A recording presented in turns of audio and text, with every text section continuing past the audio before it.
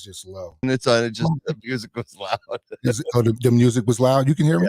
Yeah, I can hear you fine. Yeah. I can't hear myself for some reason. Oh, I can hear you I really wonder good. if I turn my headphones. Maybe I'll turn my headphones down a little bit too much. Yeah. All right. There we go. Yeah. Welcome back to the Fantasy Waiver Wire. It's your boy Tubby. Oh man. Final episode of the season. Yeah. Tuesday. Well, it's Wednesday now. Yeah. Wednesday. Yeah. Sorry. Yeah. Sorry about that. Yeah. No. Wednesday.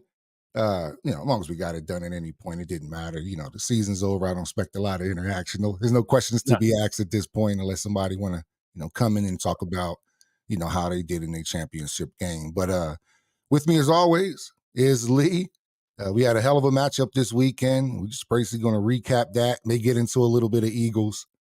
And then, yeah, man, hell of a game, man. It was a hell of a matchup. I didn't really watch it that much. Yeah, I did see Njoku at the halftime just by glance. I looked at something. I said, "Damn, he had 125 yards at halftime." I was like, "Whoa!" But I thought he was going to have a lot more when I finally looked at it. But yeah, I didn't watch. I just watched the Eagles game, and then I watched a little bit of the Kansas City game. But yeah, man, I was surprised by the time I looked at that final score, and I just did not think it was going to turn out like that, especially for Travis Etienne, who had to let a naysayer know, just like George Pickens had to let a naysayer know. George Pickens been having the last 2 games of let a naysayer know, man.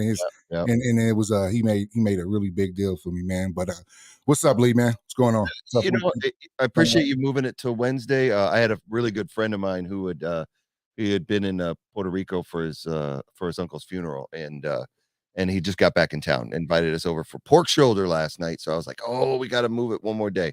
Because I can't say no to pork shoulder and crackling and all that good stuff. So we had a traditional Puerto Rican New Year's dinner at his house. So that was a good time last night. But I'm glad to be back and talk about my devastating loss. It wasn't that bad. It's indicative. My score this week was indicative of what I put up with all year. Of course, losing both my quarterbacks sucked. So I had to go with Baker, and he did fine. There wasn't any really a viable option that I would have been able to put in that would have beaten you. There wasn't anybody that threw for 5 touchdowns that I could have really. I think what came down to this week was McCaffrey getting hurt, because you've been having those, you're like a jinx, man. Whoever you're playing against, their best guy gets hurt. The Dark Lord. Yeah, it's in the name.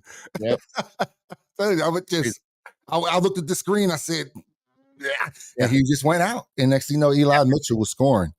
Yeah, and that's the thing. As soon as I saw Eli Mitchell, I'm like, oh, because after the Eagles lost, I shut the TV off. I actually didn't shut the TV off. I just changed the channel. I'm like, I'm not watching more football this way. I was so mad at that loss to the Cardinals. That was the lowest point of the season for me, and I was like, I'm done. But the other thing is that I took a chance on. So McCaffrey goes out and hurt, and then my other back, I took a chance on DeAndre Swift again, who literally could have scored 20 points if the Eagles would give him the damn ball. Yeah. They just refuse to give to me, in my opinion, other than AJ Brown, the best offensive player on their team. He has shown time and time again, you give him enough carries.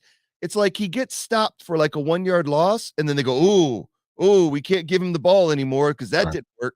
Well, how many times is Jalen Hurts going to run a quarterback draw and they just keep running the same play? Right. So you got to keep feeding him the ball. And I thought for sure against one of the worst running defenses in the league that they would control the clock, keep Arizona off the field, and give DeAndre the ball. But just goes to show what I know about the Eagles coaches, that they're a bunch of freaking morons. Yeah, and they absolutely have no clue with what they're doing, because any other coach with any other sense would have been given DeAndre Swift 20 to 25 carries a game. And it's not an injury thing. It's not a durability thing. It's a lack of general football knowledge. Saquon gets 20. Kyron Williams gets 20. Every good running back, Derrick Henry gets 20. Right. And you're giving DeAndre Swift 15. When you saw what he did against the Giants, when you had to feed him the ball in the second half. Anyway, I could go on about that for like an hour, so we don't need to go on that road. But those two things is when I looked at our scores, because Mahomes underperformed for you, definitely by a big margin, Oh but it yeah. came down to those running backs. I got 20 points from my running backs, you know, and you ended up getting 43, so over 43, so almost nearly 44 points. That's the difference for me. That was Right. everything else was as a moot point. I got lucky with Jacksonville pulling that defense. I talked about them all week. I thought they were going to shut out Carolina. They did, so that was huge, 31 points. Without that, I'm probably not even in it. You know, some of the two biggest moves that I make. Let's say you kept everything that you did the same. Two moves that I made right before the game started. I picked up Kansas City's defense. I picked them up probably a half hour I before the noticed first that. game. I noticed that, yeah. Picked them up because I'm like, man, I'm definitely not playing Miami's defense today. And I was right. Yep. If I play Miami's defense, I probably lose. Now, you talking 17 points. I think Miami got 1.5 points. Mm. Look at this right here. Miami, 1.5 points. So that's minus 16, right? That wouldn't have been a smart move. So right. So I'm like, man, and I'm not really, I was looking at Seattle's defense, and I'm just like, man, I just don't feel it. They'll have some games here and there, but they, 7, 8. I'm like, man, who can get me more points? Who's a steady defense? Who's a better defense? And this Kansas City, I kept looking at them all morning. I looked at them in the morning, looked at them, and I just kept. I was up pretty early, and I was like, man. And then I was on the phone with my boy, and I was like, man, y'all really thinking about picking up Kansas City's defense, bro? And he was like, man. And he was like, shit, man, just pick them up. And I'm like, I don't want to start Seattle's defense. So, and Seattle got 5 points. So that's 12 and a half. That's a 12 and a half point move a half hour before kickoff. Just no matter what, that happened a half hour before. Ended up 12 and a half points. Then benching DK Metcalf and putting George Pickens in, that's another, 4.5 points technically. So we're talking about 16.5 to 17 point move right before kickoff. And I got 4.5 points more from Pickens because I was always going to start Nico. So I'm not even going to compare him to DK. I was always going to start Nico, especially with Stroud being back. Right. Oh, definitely. Yeah. Yeah. So then, I made a decision. DK had the back injury. I seen that back injury report, and I said, you know what? He's a big dude. I don't want him to second quarter, say, I feel it and go out. I said, I got George Pickens perfectly healthy, and he has a good relationship with Mason Rudolph. Even after the last game, Mason Rudolph said, I need to give George Pickens the ball more. I mean, when he said that, it just clicked in my head. I said, man, he may get the ball a little bit more. So, yeah, man. So the Kansas City and the George Pickens was probably my two witching hour moves, like late, just here we go moves, starting in Njoku, which became a no-brainer. You've been starting him quite a For bit. the last 3 weeks. He went off in that first half, and then he kind of disappeared in the second half. But damage had been done by what he did in the first half. Right. Then the letdown is Kelce. The biggest letdown was Kelce, even more than Mahomes. I've been kind of used to this with Mahomes. Yeah. Honestly, Mahomes hasn't been killing it. He's had some moments, but Kelce is when I was just like, man, I hope he doesn't cost me everything. But Buckner basically got Kelce points. That's huge. Because Tucker had 8. I mean, the fact that they had an all field goal day pretty much in freaking Kansas City, and it shows you the struggles that they're going through, going into the playoffs, that may bode well. But I did want to point that out, because when I looked at the scores, I said, that you have set up your team. You drafted your team. Mahomes and Kelce took second, right? First, you took Kelce first, and then Mahomes you took second. Yeah. So you built them around these two guys, and you won with guys you picked up off the waiver wire, you picked late in the draft. Yeah. Because I don't know if you drafted Njoku. Did you draft Njoku? Yeah, I drafted him. I drafted Njoku about the 11th round. I even looked back at it. I drafted Njoku. Yeah. I drafted George Pickens, but I picked up Nico. I know. That's what I was referring to. I know you picked up Nico off the waiver. And I took a risk on Jonathan Taylor. I took a risk on Jonathan Taylor. Sat him for 5 weeks or so, then went through another thumb injury coming to the playoffs. And when I needed him the most, I mean, it worked out for me, man. It really did. But Travis Etienne was the story. as far as running backs, because he hasn't really gotten me much up until this point. You got a 25 here, but 17 to 17 is pretty good. But he hasn't been killing it. But outside of those first 8 weeks where it was just like Yeah. him, it seemed like the more Lawrence got injured, the less they went to ETN. It was like he was completely out of the script at times. Right. A 62-yard touchdown helps. That helps. And a garbage time touchdown helps as well, too. That's huge. So, yeah. Yeah, for me, like I said, it did come down to the running backs. I mean, McCaffrey for me has been a solid 25 to 30 points a week. I mean, he's been the backbone. He's why I'm here. And for him to go out on the last day, it sucks. It really sucks. I mean, look at the numbers for McCaffrey all year long. A couple of 13s and 14s in week 5 and 6. That's when they were going through their struggles, and he had a little bit of the injury bug. But then you get down to the meat: 20, 21, 30, 22, 16, 41. 25, and then 13 at the end. So it sucks. He's been solid, and it's just the way it played out. And as far as like Olave only getting me 5, there was no way I was going to put Jaden Reed in there. I know he had 26, and that would have been the right move, but there was no way I was putting Jaden Reed over Olave in the final. I looked at my lineup and like, this is what I have to roll with. Same thing with Montgomery. Montgomery's been losing carries to DeAndre Swift, and if you look at the numbers, they show that 11, 10, 14, and 12, where at the beginning of the season he was busting 34 to 20. He was killing it. He had big games, but I didn't want to guarantee 12 with my running back. I really thought Swift was going to get a good amount of carries. Now, Jaden Reed had been exceptional. He was injured in that week 16 game, but I picked him up when he hit that 20 burger against the Giants, and I played him in that week 15 matchup. So I would have started him had I had like some sort of injury there, but I couldn't bench Olave. Olave has been consistent all year, and they were playing a weak pass defense. And it was funny because in the last podcast, I said something about, I hope Juwan Johnson doesn't get all of Olave's touches, and sure enough, son of a bitch. So it's just things the way it works out. You can't control everything. Gave it my all and came up short, but it was a fun season. I'm still glad to finish second. I was actually finished third in my other league. Okay. I got eliminated going into the finals there. And then I ended up winning the third place game this weekend. So not too bad. I got a little bit of money from them, then a little bit from here. So it's never about the money. It's all about the title. Yeah. And I'll be back next year. Be back next year and do it all over again. I thought it was a bad omen, because the last time I was in the finals, I lost to Baker Mayfield. And I was like, dang. And it was the same thing. I played Outcast. He picked him up last minute, or like towards the end of the season.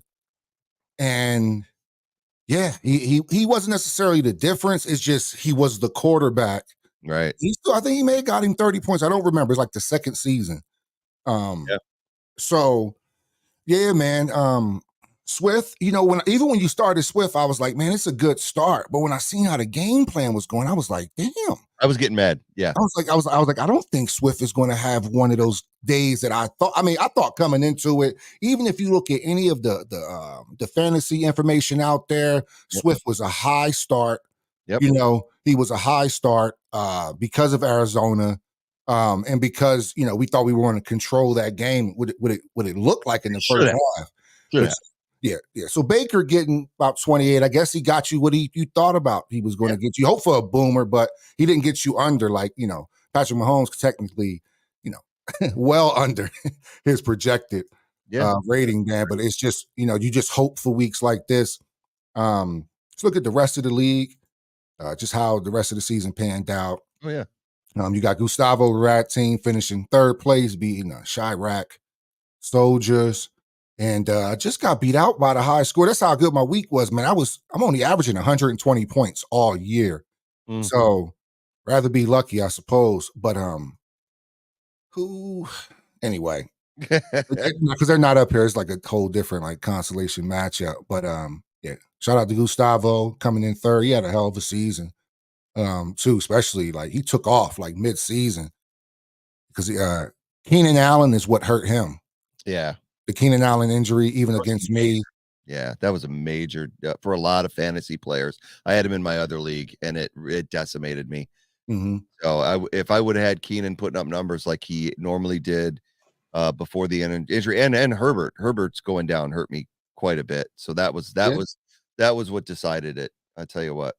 Let me see. But, yeah. So if you could, let me go back 1 week. So besides McCaffrey, like who are the players that got you here? Like, was it Laporta? No, did you have Jones all year? No, I traded for him, traded Oh, that's Pollard right, you for did. him, and he, he came through. I thought he would. Pollard fell off, and Jones made up, so he was good for me. What really the most of the season, what got me there was when I had Herbert and Cousins both at quarterback. They were putting up a ton of money, a ton of yards, and Ayuk and McCaffrey. That 49er combination, you look at Ayuk's numbers just over consistently over the season. Just take a look at it real quick. Look at this. Now, there's a couple of bad ones in week 2 and 3, but I was always able to depend on him coming down the stretch. 14, Man, 26, 13, 15, 16. So I never worried about it. There was that 4 touchdowns in a row from week 10 to 13. So 7 overall. Olave was nice to have, except he just fell out at the end. So I it just would wanted be to see nice if Olave would have done it. where did you get Ayuk? Oh, you got Ayuk in the Like, sixth round. yeah, I got Olave third. So I mean, my big thing was I took Herbert to be my starter, and he didn't Mhm. come through. Hawkinson getting hurt killed me because there was a time where, I'll tell you what, really, I want to say the MVP. Look at number 14 down there, pick number Oh yeah. 14, Oh yeah. MVP for the value that I got him. I took Hawkinson to be my starting tight end, but then I took a flyer on Laporta just because he's a rookie coming out of Iowa. Those Iowa boys can play tight end. And I was like, you know what? I'm going to take a shot at him. By the end of the season, I was starting him exclusively, even before the Hawkinson injury. But what I was doing that was helping me out was I was starting one at the flex and one at tight end because of the catches they were all getting. Oh, So for I was sure. getting, 10, 11 points from Hawkinson and then 20 from Laporta. So it was huge. I'm really still happy. Looking back at this, I dropped Gabe Davis because he had too many zeros. He had too Mhm. many games where he put up nothing. So I don't even care how he finished up. I had Tyler Lockett. He did nothing this year. But other than that, I'm pretty happy with my draft this year. So I guess just messing with you a little bit. Yeah. Do you wish you would have got Amon-Ra St. Brown at 19th instead of him getting Pollard? Because you traded Pollard. I was just messing with you. Maybe Second. I will say that was, I don't want to say a reach. But what I'll say is I really thought with Ezekiel gone, as well as Pollard ran last year, Mhm. that without having Ezekiel taking, carries from him, that I thought Pollard would have a huge year.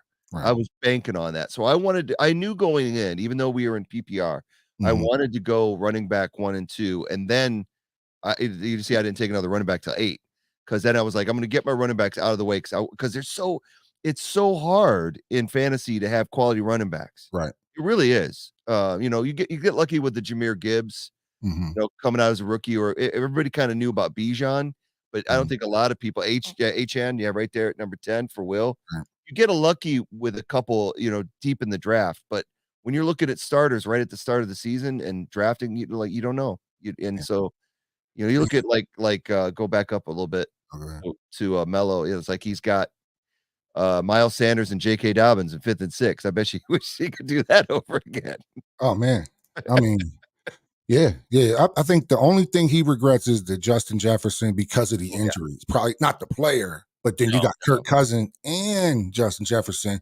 So that really hurt him, man. That really hurt him. But St. Brown, good call. Waddle, good call. Lamar, good call. Oh, definitely a good call. That could have won him the league the way Lamar played at the end of the Yeah. season. But yeah, But you then just right here, yeah. not a good call. J.K. and Miles. Yeah, and Dallas Goedert. Dallas Goedert, including the injury, Right. has He they're not hasn't had his giving him. best. Yeah, he has a down year for him. Yep, Cam Akers was a miss. yep. Scary Terry at times was a Yeah, miss. Remember 1 week he didn't have a catch. And Jake, but he got Tua back here, which was good. And he got Mostert on the back of the draft, so that was really good. but he already had Lamar, so it was like, oof, Oh, for sure, for sure. Yeah, yeah. So kind of a waste in hindsight. yeah, Um, Buffalo's D, it's no telling, but Mostert was a good pickup for him this year yeah. because Mostert had a good year. Now I'm looking at mines, man, and this is why we call it the fantasy waiver wire because look at my team. Yeah, Look at Kelsey, Mahomes, ETN, Metcalf, and Pierce, right? Mhm. Only ETN did something when I needed it the most. I dropped Pierce. I didn't even finish the season with Pierce, Yep. right? I benched Metcalf because I picked up Nico Collins off the waiver wire. You see, I didn't draft Nico Collins. Right. Picked him up off the waiver wire. Took a flyer early. A lot of people was laughing a little bit, like, "Oh, you took Jonathan Taylor." Hey, man, I'm going to see what happens.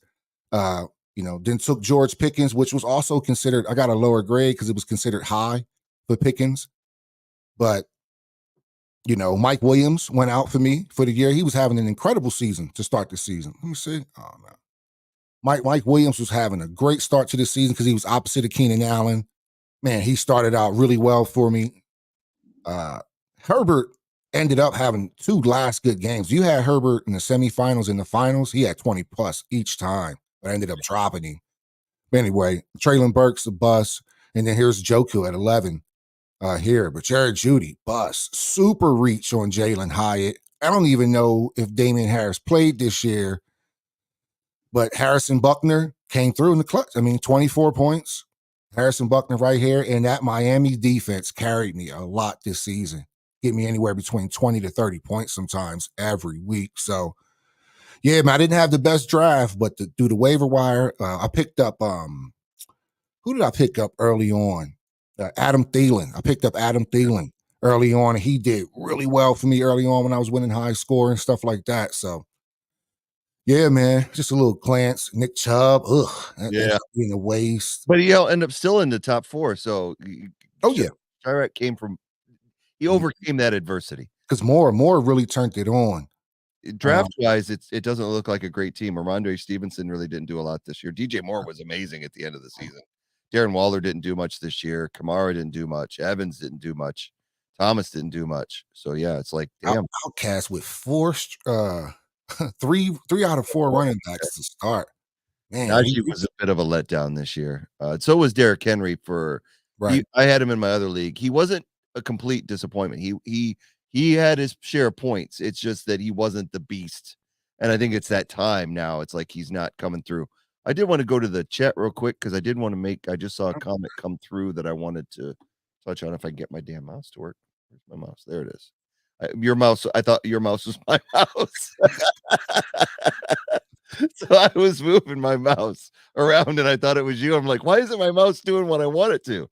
But this is for our boy from the start of the season. Is Kang TTV. He's working tonight, so he couldn't join the show, but he did want to jump in real quick.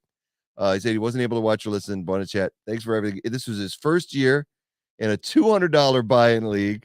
Man. Since week 1, and he won the championship.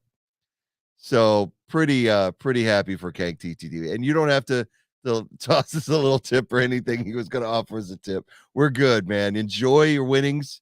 Enjoy that you've done it. We're really happy for you. So that's really nice to know that we're able to help. Yep. What was that? Congratulations. Congratulations, man. Yeah, man. Hey, appreciate you stopping by. Like I said, man, all year been stopping to by. Greg Lee hasn't seen this yet. We're not trying to rub it. But this is the championship in our league. This belt is heavy, man. But this is the it is. This is the belt, man. I mean, it feels like solid gold, but this is the belt. This is the Irby. This is the Irby, man. I'm gonna put, it's been 7 champions in this league. I'm gonna put all 7 of them on the belt. So have a little legacy to it, man. That's cool. But, yeah, man, that's the trophy in our league, man. It's I feel like a dirtbag commissioner because the first year that we have it, I win. So people been asking for belts for years, but really nobody ever put into it. I bought that belt myself. It was $180, Yeah. So I bought that belt myself. And what I'm gonna do is, the champions will have it, but at the end, I'm gonna keep it, and then I'm gonna put the next belt in rotation and just keep them as, 7 years. It's hard to get folks together like that for 7 years, man. Oh, yeah. Good league. I really appreciate everybody in our league. Give a shout out to our league while we're here. The big brawler boys, man. Yeah, man. It's real tight. I think everybody looks forward to it as the year come up because it's a real competitive league. The waiver wire, there's not a lot of meat left on that bone waiver wire and stuff like that, man. So yeah, man, shout out to everybody. I can see the chat now because I got two screens. I see Yep. other Yeah, stuff. he's really, really good on Kang. Yeah, Yeah, I had a great time this year. I've been really been enjoying the league. I'm glad we could do this podcast so that that we could do this. Is just kind of funny that we shifted gears to do this. We ended up in the final. That may not happen next year, but at least if maybe one of us can get back to the final, then that would be awesome. So I'm gonna send right. a message to King just to let him know that we're gonna be back next season to keep coming here. Tell your friends, if you need fantasy help next season that we're gonna be here. So Yeah, what do man. you think before we get out of here? What do you think about the playoffs? Who are right now, knowing how the Eagles have pretty much sunk any hopes that they had of making it to the Super Bowl? I mean, they're still in it. They're not out. They're in the playoffs, but Mhm. right now, if they were to start today, they're going to play at Tampa Bay. I just can't. I can't believe we got to play them again. Uh, The Baker Mayfield, and that's not a given. The way that the defense is playing, for sure. well, I don't expect them to win that. I'm not even putting them in the equation. But you got Dallas at home against Green Bay, Detroit having to face who did I see that they were looking like they were gonna have to face in the first round? Oh, India, no, can't remember who Detroit was listed as. But anyway, who do you think out of the NFC and AFC that you got going all the way this year? Oh man, I'm just bringing it up now. I just wanted to look at, excuse me, the brackets just so I can. Well, I'll tell you right now, it's hard to pick against Baltimore, especially if they're at home. They're just playing too well. They've beat. When Detroit thought they was the hottest, Baltimore whooped them. When the Niners thought they was the hottest, Baltimore whooped them. Now, Miami, they just got a little taste of their own medicine of what they did to Denver early on in the season. But I bet you it don't. I bet you it tastes a little different when you're on the other side or something like that. That was. Yeah. I bet it felt just like what they did to Denver. I bet it felt like that, like just Mhm. touchdown after touchdown after. It has to be demoralizing. So right now, man, it's hard to pick against. In the AFC, the Ravens. Um, yeah. So, but they are as good right now as Lamar takes them. So they just had to pray for Lamar's health. That's kind of been the thing that only held him back, anyways. Is he have an ankle injury here, shoulder injury here? He's Mhm. gotten a lot better at protecting himself. And the line has gotten better around him. He has his time. He has the time he needs to operate. So I really like. Um, I really like Baltimore, man. My dark horse is Buffalo because I just feel like as long as Josh Allen isn't playing hero ball, they can beat anybody because James Cook is running the ball well right now. Mhm. So that's my dark horse, I guess. Uh, in the AFC. In the NFC, man, I think the NFC is wide open. Mm. I really do. I think it's wide open. There are a lot of teams that could hurt you, like the Rams could hurt you just because of how high powered their offense is. By the time you look at Puka and Cooper Cup and Kyron Williams is back, he looks great. Every game. You could just find yourself down and fighting, and they just may have enough to squeak it out. But they can really big plays. Feel like the Rams can score at any moment. I really do. Um, I still like the Eagles. I still like my Eagles. It's just they gotta unfuck themselves. It's like something is going on where it's like, yo, look, the Cowboys are happy. This is just our standard of play because the Cowboys fans are happy they're 11-5. They're Mm. doing perfectly. This is every year for them. Yeah. The Eagles have set a standard, and I think right now, that pressure makes diamonds. Last year it made diamonds. Went to the Super Bowl, and this year making coal Yeah. at times. But it's they have to figure it out. I think at this point, man, we have enough veteran guys on our defense. Somebody got to pull these guys together and say, look, this is how we have to play. Because I still don't think there's no fire No. in a lot of things that we do either. The line is kind of lethargic. They don't get to the quarterback. Our linebackers are non-existent. We have a lot of hindsight things, but anyway, I still like my Eagles. I still think the Eagles can beat anybody. Like I really do believe that. I believe they've been their own worst enemy this year. Um, And then, probably second, I won't call it a dark horse, but I think another, high contender is Detroit. If, as long as they can stop somebody, because Detroit can score with the best of them too. So, Niners, obviously. Niners are a beast. McCaffrey injury. Uh-oh. How injured is McCaffrey? Is Yeah. that a timely injury? A calf injury? Ooh. His Yeah. explosive is his elusiveness. He needs them calves to. But this is what McCaffrey can do to you sometimes. He did it to Panthers. He has some injuries. But anyway, how big is the McCaffrey injury? We shall see. But of course, man, the Niners are the favorite. They played the best ball all year in the NFC. Yeah, as far as the McCaffrey injury, I think it's not as serious as I don't know if anybody thinks it's serious. So I think he'll sit out. A lot of the starters will sit out because there's no chance anybody else is going to get that number 1 seed. So they don't have any reason to play for anything this week, do they? I mean, they're No. 12-4. Cowboys ain't going to get it if they tied them, so it doesn't matter. Neither the Lions might if they won and the Niners lost. I think that might be, but I don't even think that is. I think they've already clinched. Yeah, and they'll have a week off as well. Yeah, so they're fine. So the thing I look at the Niners is, yeah, they are who they are. Without McCaffrey, we saw how that affected them early in the season, but they do have a ton of other weapons, and I don't even care if Purdy is not, a Heisman winner, if he's not freaking Joe Montana, or Steve Young, he's still a damn good quarterback for that offense. And I'm willing to admit that as much as I don't like the 49ers. I think having the home field advantage, and with who's in the NFC, I think their only real, and I hate to say this, I think their only real opposition is the Cowboys. And the Cowboys are like the Eagles. They've been their own worst enemy. That Detroit game that they should not have won. Right. They made so many mistakes. And I think what kills them is they play. I appreciate their aggressiveness on defense and their man coverage and their bump and run, but that gets them beat sometimes because they leave the back end open quite a bit. And that's how you saw Detroit come back on them and score that could have been a game tying touchdown. Mm-hmm. Ended up, the whole 2-point debacle. I love the Lions. I think the way the Lions could get in there is if that loss to the Cowboys where they got screwed over by the refs, if it puts a chip on their shoulder to where they come out on fire, because that kind of motivating factor when you're already a team that is feeling like you're the underdogs anyway, because it's your first time in the playoffs in freaking 3 decades.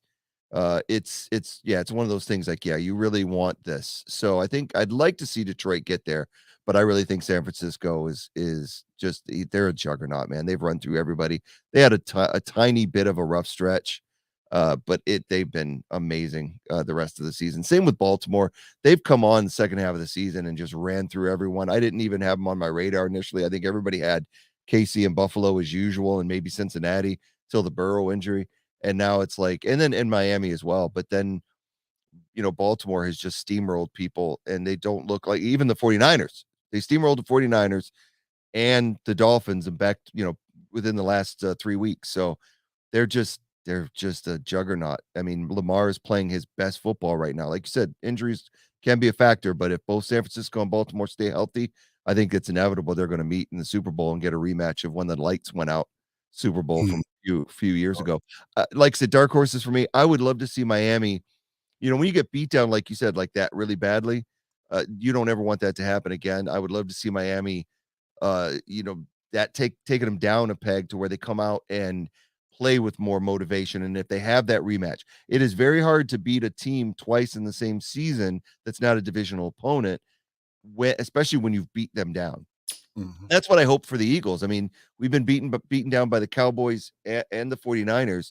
If we get a rematch with one of those teams, can we hold our heads up and have some pride and actually do something? But I don't have a lot of hope with this Eagles team, basically from what I've seen the last 5 weeks. The Seattle game, the Arizona game. Now I get the 49ers and Cowboys game, but then to have an opportunity to not only win the division, but to have the opportunity for the number 1 seed and you can't get up for that, that alarms me. Oh yeah. You were playing Seattle, you were playing Drew Lock and a team with 3 wins, one of the worst teams in the league. You win those 2 games and again, the Giants as well, which they did win, but barely. You got the number 1 seed and the division, and they pissed both of them away. And I don't know how you can be in a locker room and feel good about yourselves doing that. So the only thing I can see is if a whole nother team shows up in the playoffs. Granted, they're supposed to get Slay back, and they're supposed to get Zach Cunningham back and get a lot of these pieces back. Avonte Maddox comes in, goes right back out again. Devontae Smith is hurt, so I don't have a lot of hopes up. I think it'll probably be NFC Championship game, San Francisco, Dallas, Baltimore, Miami. I'll tell you what. I will tell you what, and I just love it, man. The Eagles are at their best when they're underestimated coming into the playoffs. Even last year, they was Eagles who wait until they play this team. Oh, wait, but we played the Giants, so that wasn't. We locked up the number 1 seed, which made it huge, and it's huge for Frisco too because now you have McCaffrey taking 2 weeks off, right? So here's where I think it's poetic. Let's say we beat Tampa. I'm not going to underestimate Tampa game. Tampa has a good team, good running back, good offense. But we've beaten Tampa already this year, so I have to feel confident that we can beat them. Right. Even though I know you said, it's tough. But I'll tell you what, depending on how we win that Tampa game, the Niners know who we are still. Like, they know who we are. They don't want us coming into San Francisco. I know people think like, they even if they blow us out, they don't want, because they know it's there. They know it can happen. They know it is. They just caught us at a bad time. But we've beat most of the best teams this year. We beat the Miamis, the Kansas Cities, the Buffaloes. We've beat those guys. I mean, no matter, I understand how our season is right now, but we still beat those teams, and it's like, you can't downplay those teams just because the Eagles beat them, which seems to, happen at times. They know who we are, man. They just caught us at the worst time. But I'll tell you what, man, if we go in and beat San Francisco, not skipping the Tampa game, just in a perfect world, you still got to get through San Francisco. We walk in there right off their bye week, warmed up, and they haven't played a week, and they're a little off a little bit. We're talking 2 weeks here. Eagles are still getting cussed out every day by their fan, but they're still high wired. I just think we can. We're okay, man. Like it's still's been a good season. Like it still has, it's just painful. This has been painful. But so what? Like, it's football, man. We've had worse seasons as Eagles fans. We just know what we have, and it's just like, we don't want to waste it. And after we've tasted that title 6 years ago, you want it again. And I think we do feel like the talent is being wasted, especially with, could be Kelsey's last year. That's huge. Lane's getting older. They're already talking about finding a Lane replacement in the draft. You got the OGs like BG and Fletcher Cox, who, that could have been very well their last game. Yeah. And just to walk off the field like that, they may be a little bit bitter, man. So I just hope. I heard they went to an escape room. I heard the team went to an escape room. Let me take this off here. I heard the team went to an escape room, and I just really hope they bounce back, man. But I don't have like super high hopes because our defense, the numbers don't lie. We're 32nd in the league. 11-win team. That's laughable. That's laughable. So how can if a 32nd ranked defense still wins 11 games, it's not your offense. No. Offense just scored a lot of points. AJ Brown's having his best season ever. I'd like to see them get Goddard. Yeah, Swift, and they need to get. I'd like to see them to get Goddard and Swift more involved. Let's get a little bit less Gainwell, a little bit. I think that they don't think Swift can pass block as well. So they're always bringing Gainwell in on passing downs, and I don't appreciate that. But it is what it is. I think that the thing about this season that it's so painful is the ones where the Eagles won, we're 7-9, or even they only had a 5-win season. We knew what they were. We didn't have any expectations going in, and then this year we have the expectations of the Super Bowl, and I knew the schedule was a beast. Yeah. It would have destroyed a lot of teams. And what really impressed me was how they were so resilient up until the 49er game, beating Miami, beating Kansas City, beating Buffalo. That can't be undersold. And then they hit the 49er game, and then they came apart at the seams. They got brought back down to earth, and I don't recognize this team anymore.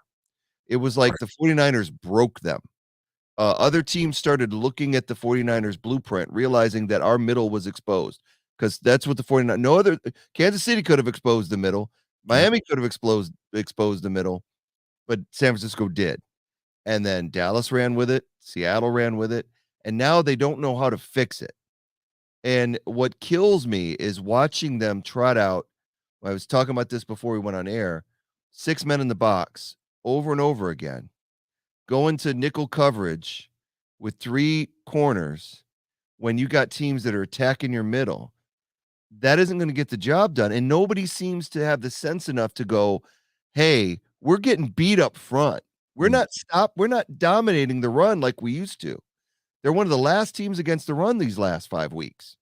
And the Cardinals just 200 yards rushing. It made no sense out of Connor. I mean, Connor's good, but Right. against the Eagles? You were So holding better backs to less. exactly. So it's that's why it hurts so bad. Yeah. That this was they had it in their hands and they've lost it. And I don't think anybody on that team knows how to get it back. I hope they do. You know, AJ came out and spoke today. He needed to. I think that the team does need to find some sort of common ground. They need to have a come to Jesus meeting Right. and you know and settle it and figure it out because this is it. You know, once you lose, when the playoffs start, that's it. Your season's over. So, but real quick, I did want to give a shout out to my Wolverines because as bad as that Eagles loss hurt, the Wolverines win in overtime against Alabama on Monday night was I needed that. I needed that Mm. after the Eagles loss. I was like, if Milrow runs this in for a touchdown and it goes double overtime, I was going to be devastated. I was like, even though wouldn't have been over, I would have Mhm. been like, I'd been gutted because this was their shot. Because when a lot of times when you have that 4th down and you don't get it, and you don't make that stop, Mhm. that usually that is doom and gloom after that. Oh yeah. And you don't get over it. So for them to come away with the win, you know, and I'll say real quick, I know we talk NFL. Washington's a hell of a team. Michael Penix has been an amazing quarterback throughout the year.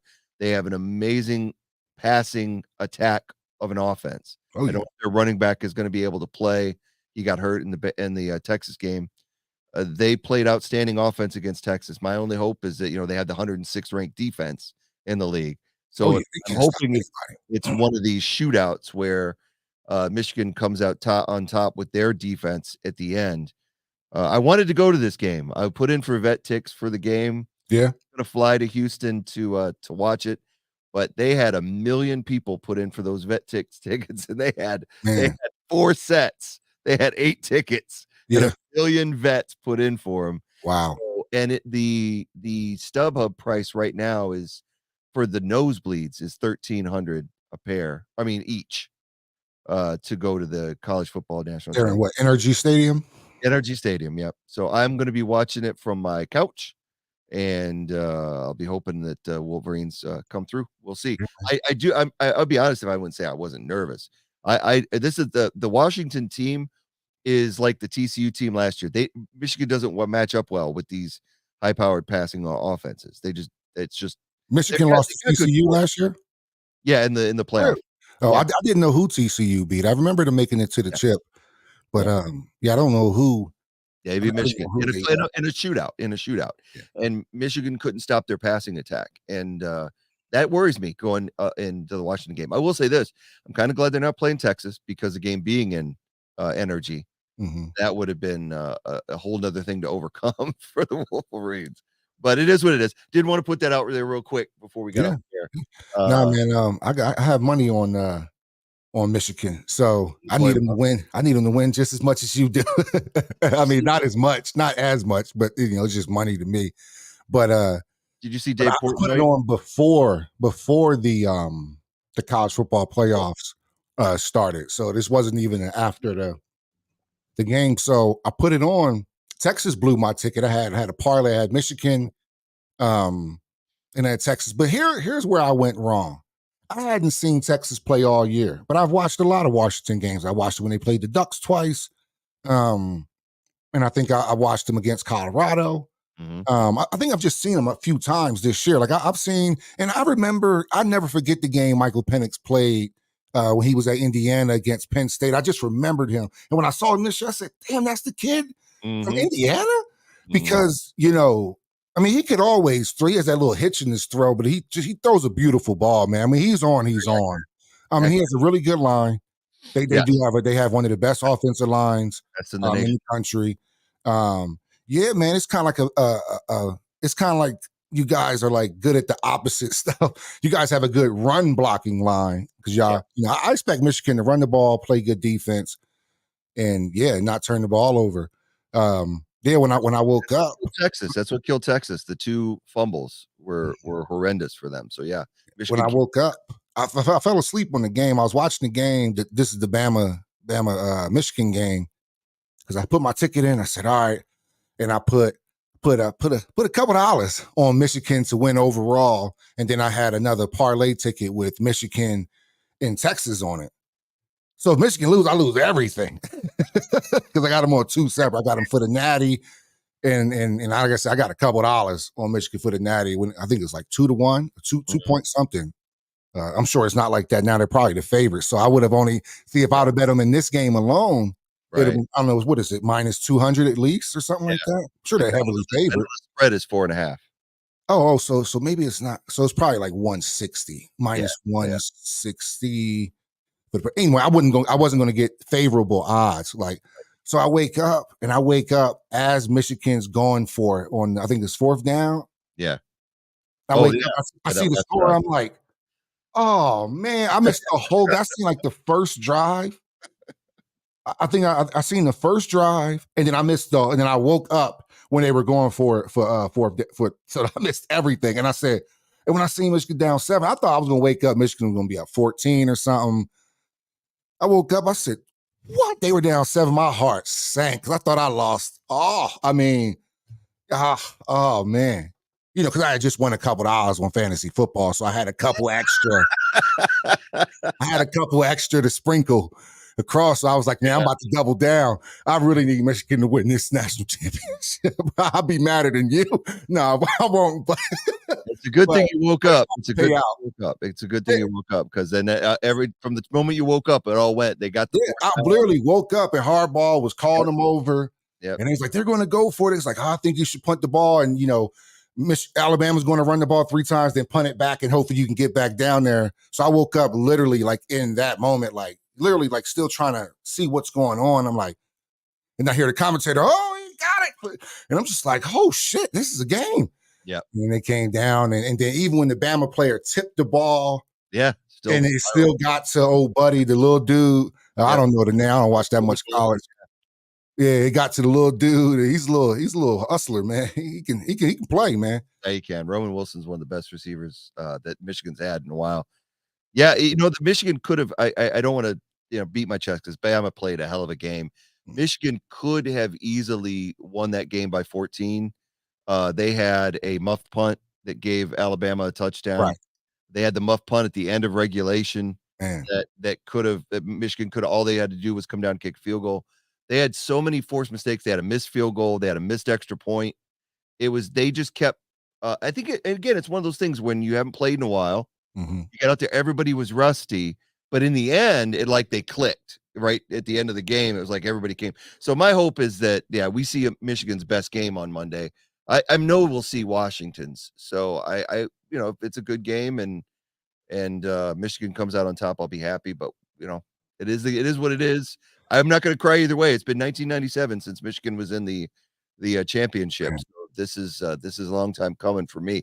I will say, did you see you talking about putting money down? Did you see Dave Portnoy, Barstool Sports, put $1 billion on Michigan to beat Bama, and now he's contemplating doubling down on putting it on them again for the Washington game. Yeah. See, to me, that wasn't a good bet straight up. No. Just from like a bettor's perspective, straight up, I didn't like the bet. That's why I was so mad at. But I thought Texas was going to win. Yeah. But to my misunderstanding, I hadn't really watched Texas play. So I shouldn't have put that on there, but I should have just bet Michigan for the Natty. Because first I had Michigan on my ticket, but I was like, that's not enough. Like the payout, the risk Right. reward, if you will, because they were favored. It was like minus 180. They were favored. And no, Texas was favored more. I'm sorry, Texas was favored more. And I hate putting hate putting a team that's like negative more than like 105 on my ticket, and it was like negative 180. I Mm. was like, but I'm like, God, they're going to beat because Washington can't stop anybody. But man, and then Penix has always been up and down. No, he's been really good against the Ducks. Yeah. So which is a good thing too, because a lot of people thought all year that Oregon was the best team in the country. Washington beat them twice. Yep. You know, Penix has had big games in the past against Michigan. So he's not like he's never played in this type of game, but he's never, you know how you never get to see a team until you play him in a game like this, but he was in that conference. Like he knows exactly what it's like to play the play the Wolverines. So he's, you know, it's still the national championship. Nothing can prepare you for that unless you've been there. But as far as you get like the allure of like, you know, you hear about a team, like how you hear about Bama and how Michigan never plays Bama. So it's like in this moment, you like, yo, that's Alabama. Penix is like, oh, it's Michigan. You know I am very familiar with this. Yeah. So I think that helps them, but they can't stop anybody, bro. You know, they make this statement. The reason their defense is so bad is because they're always out to big leads and they're playing garbage time and whatever, and they give up a lot of yards. So we'll see. That's what they're saying. I will say against Texas, they did not stop Texas. No. Except for the turnovers. Right. The two fumbles were huge because both of them occurred in Washington territory when Texas was getting ready to score. And even with all that, they had the injury where they had to have the injury timeout, what gave Texas the ball with a chance to win it. And they're inside the 10 with 1 second with a chance to win it. I just thought that Ewers threw a bad ball. He put way too much air under it and allowed the defender to bat it out of the way, or otherwise Texas could be in the national championship right now. But I think I would have beat Texas anyway. After looking at Texas, yeah, because I watched that whole game because I was up now. I just woke up from a whole 3-hour nap, however long the Michigan Alabama. I seen the muff punt, the touchdown, and then woke up fourth down. So I missed like 2.5, 3 hours of football. Yeah. So I was up for the Texas game. It was a hell of a game. But they got Polk, the receivers for Washington, Polk. What's the dude? Udezi or something like that. I mean, he is just he's not making it out of the first round at all. He's a stud. And that line. Yeah. That line. You know, a few times Penix did make some good plays in the pocket and, you know, to make some really crucial throws. So, you know, that's a thing. But I think you guys got it. You guys got the coach. He throws a great deep ball. That's the thing that when you can put it up like that and your guys don't have to wait for it to come down. He can just throw the ball. He's a pure pass. He's a passer. Like even when you see the ball come out, because it has that little hitch, but then it just comes out beautiful. And it's just like, and you see his receivers just catch. You're like, man, he throws a really, really, really good ball, man. He really does. I think if they're going to beat Michigan, it's going to be with the passing. Of course, it's going to be. It's going to be how the Michigan defenders adapt to that and what they're practicing this week. Right. So as far as that because they're going to have to play a too high. They're going to be able to give up stuff underneath, and so can the front seven, you know, stop the Washington run game when Washington's trying to take what they give them, because they're not going to give Penix anything deep. They're not going to try to anyway. Yeah, I know Georgia gets a lot of build up for their defense, but Michigan has had a good defensive line for years now. You know, a lot of their guys have went into the league for years and years and years. Let me ask you this: I saw a picture. I didn't know if it was McNamara. Did he go to Indiana as well? No, Cade McNamara went to Iowa. Oh, okay. I seen a picture of like some quarterback in the Indiana unit. It was like next to Penix. And I was like, damn, does Michigan have a quarterback that went to Indiana too? I was like, what? I don't know if he was in Indiana prior to Michigan, but Cade McNamara was with Michigan 2 years ago. He lost the starting job out to JJ last year. And then he went. Oh, y'all did have McCarthy. Is that the JJ McCarthy is the starter. Oh, I thought McCarthy was McNamara. I see. But I remember the name. I'm like, man, that name has been around Michigan for a while. These are some older quarterbacks, man. Even Penix. He's as old as Jalen. I mean, he's younger than CJ Stroud, which is crazy that CJ Stroud is 22 after what we've seen this year. Crazy. And he's going to be good to come. I'm glad he's in the AFC, for crying out loud. Let him torture those guys for crying. They got one in Texas. Just got to build around them. Yep. Cool, man. Hey, man, good luck. Yeah. To the Wolverines, man. You best believe I'm rooting. I guess so. I need this. I need this money back. It's wintertime. Yeah, I guess so. Season is slower. So yeah, man. I think they're gonna win. It's gonna be a nice one though, man. It's gonna be a good one. I definitely wouldn't have thought Washington was gonna be in the Natty. No way. I still think I still would have loved to have seen Oregon in the tournament. I think they would have made it interesting. I really do. Next year. But Washington, with that 12 team, let's talk about the 12 team real quick. With the 12 teams coming in, I think it helps college football, man. Just from you and Blair, two of my close friends, you guys are like diehard college fans. And, so you guys probably watch a lot more college football than I do, or your average fan. But I think the bowl game viewership has dropped off overall. Just like some reason I just don't watch the bowl games like I used to. Meaningless. They're meaningless now. And the 12 teams helps. They had a record number of over 500 opt-outs this year of all the bowl games. And now not all of those were starters, but if you break down who the starters were, it's still around 200 starters. So like the Ohio State game, McCord transferred, Marvin Harrison Jr. sat out. The Penn State game against Ole Miss, their two starting corners sat out. So you get these guys going, Ole Miss beat Penn State. Yeah, did you? Right. Georgia destroys FSU, but FSU had 23 guys sit out. Right. And people are like, well, Georgia had guys sit out too. Yeah, but your starters didn't sit out. Where your production comes from, they were in that first half, and then you put in your second string, but the damage was already done. They're already up 40 points. Right. So, I mean, I'm not taking anything away from Georgia. They did the right thing. You didn't make the playoff because you lost to Alabama and you beat the hell out of your opponent. Do it, but we can't. It devalued that bowl game because FSU sat out 23 starters, so we'll never know how good they could have played. Yeah, well, they probably lost, maybe, but maybe it would only been by 20, maybe it only been by 10. You don't know because everybody opted out. So I think with the 12 team, I love that.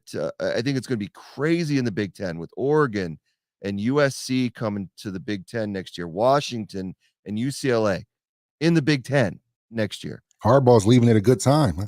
Well, I don't know if he's leaving yet. He might. He's going to be the Chargers coach, man. It's possible. He's going to be the Chargers coach, man. I can feel it in my bones. I think if they win, I think he'll leave. I think he'll be like, job done. I'm going to pass it over to Sherrone Moore, who had a hell of a time this year. Crying ass Sherrone Moore. I love passion, dude. That dude was passionate. He was, he'd gone through a hard time, put in a spot where he had to take. Bruh. Harbaugh didn't get locked up for 20 to life, man. You would thought Hardball died. Oh boy, I tell you what. I tell you what, the shit that we've endured as Michigan fans this year from every other team has been despicable. But did you die? When everybody knows that people steal signals. Freaking the Patriots made a living out of it in the NFL. Everybody steals signals that it used to be a regular occurrence until they stopped restricting people from traveling. That's the only difference. It was the fact that Michigan had traveled to get signals. And the reason they don't allow teams to travel is because the smaller market teams, the universities can't afford to travel. So they said, okay, nobody can travel, guys. And then Michigan was doing it anyway. So it wasn't like nobody's stealing calls. They all were getting calls from one another. So Michigan endured a lot of crap. I mean, I remember going into that Penn State game, we were stressed and tired of hearing of it. And that's where the Michigan versus everyone came out. And I'm glad that they have that kind of chip on their shoulder and passion because it has helped them propel them to a win over Penn State. It helped them against Ohio State. I ain't gonna lie. It helped them against Bama. So let's see what happens on Monday. So I probably should get out of here though. Yeah. Put a wrap on this season. Yeah. Before I go off for another 30 minutes about me. Nah, man, and yeah, with that said, man, we can go ahead and wrap it up. Man, another season in the books. It's our third season together podcasting, man. Yeah. Man, it was definitely fun doing the fantasy. It's always good to talk the Eagles, but it's always more relaxing to talk about the entire NFL. It just is because we're football fans, Yeah. in general, and we have a good league and really competitive. So, next year, man, I want to try to get at least one other of our members in per week, or like try to get a matchup in and Yep, see somebody come on and talk about their matchup or something like that. I hear you. More to come. More to come. You got anything to end off this season before we get out of here, Lee? Go Eagles, go Birds, and all that. I hope that that it works out. I'm down. I'm not out, but I'm down, and we'll see how it goes. But that's about it, man. Happy New Year to everybody out there, no matter what your resolutions are, what you're doing. Happy 2024. Hope your 2024 treats you exceptionally well. And we'll be back here before you know it, to start prepping for the next fantasy draft. So keep a lookout. Yeah. From Vegas. We may do that one from Vegas. Oh, It's yeah. in the air. It's in the air.